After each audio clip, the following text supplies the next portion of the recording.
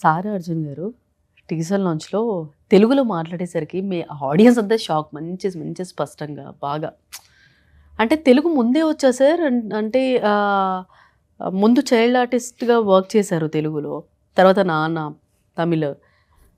So ఇక్కడ మళ్ళీ ఇప్పుడు ఈ మూవీ బాలీవుడ్లో క్రేజ్ ఆల్రెడీ వచ్చేసింది. అంటే ముందే తెలుగు ముందే వచ్చా, లేదంటే టీజర్ లాంచ్ అప్పుడే నేర్చుకుందా సార్ మూవీ? అప్పుడు తెలుగు మీద ఒక అవగాహన ఉంది.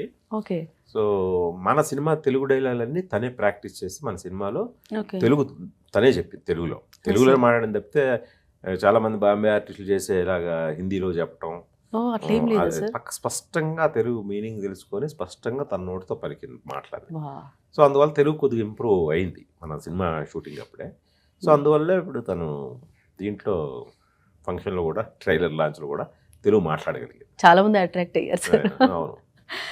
సో ఇప్పటివరకు మీరు తీసిన మూవీస్ అన్నిట్లో కూడా మ్యూజిక్ గురించి అనుకుంటే మీరు అనగానే నెక్స్ట్ పర్సన్ గుర్తొచ్చేవాళ్ళు ఆబ్వియస్ మీకు తెలుసు సార్. సో మ్యూజిక్ పరంగా ఇక్కడ ఎందుకు అంటే తనని తీసుకోలేదా, లేదంటే ఆ మ్యూజిక్ మణి శర్మ గారి గురించి మాట్లాడుతున్నాను సార్. మీది బెస్ట్ కాంబో ఎందుకంటే ఏం చెప్తారు సార్? అంటే ఇది కంప్లీట్గా ఒక జోనర్ మార్చడమే కాకుండా ఒక కంప్లీట్ యూత్ఫుల్ వైబ్ కావాలనిపించింది నాకు. ఈ సబ్జెక్ట్ డిమాండ్ చేస్తుంది.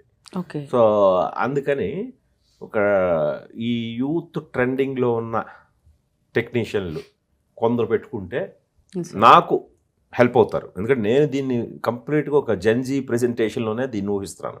ఈ కథ అలాంటి డిమాండ్ చేస్తుంది, అలాంటి సౌండ్ని పిక్చర్ని డిమాండ్ చేస్తుంది.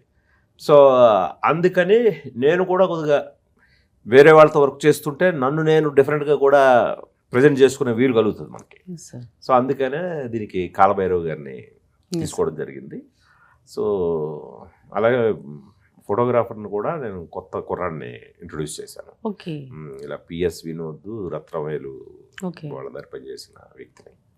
సో ఇది పక్కగా తీసుకుని అనుకొని ఈ కథకి ఇలాంటి ఇది కావాలనే కాబట్టి వాళ్ళని తీసుకోవడం జరిగింది.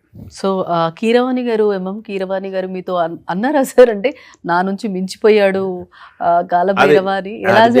అది యాక్చువల్గా అంటే పాటలు ఎంత బాగా చేసాడో ఇంకో 2 పాటలు తొందరలో రిలీజ్ అవుతాయి. సో బ్యాక్గ్రౌండ్ స్కోర్ అంత అద్భుతంగా చేశాడు కాలభైరవ. అంటే కీరవాణి గారికి బ్యాక్గ్రౌండ్ స్కోర్ అంటే ఆయన మాస్టర్. సో నేను సినిమా బ్యాక్గ్రౌండ్ స్కోర్ అయ్యాక కీరవాణి గారికి నేనే ఫోన్ చేసి మిమ్మల్ని మించిపోయాడు సార్ అని చెప్పాను.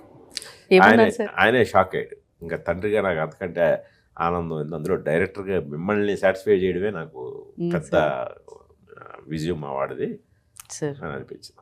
ఎన్నాళ్ళు పట్టింది సార్ సినిమాకి తీయడానికి? అంటే cinema working days just 61 days అండి. 100 కాల్ షీట్స్. బట్ 2 years పట్టింది. 2 years పట్టింది. ఎందుకంటే నేను ఫస్ట్ 6 monthsలోనే మేజర్ పార్ట్ అయిపోయింది.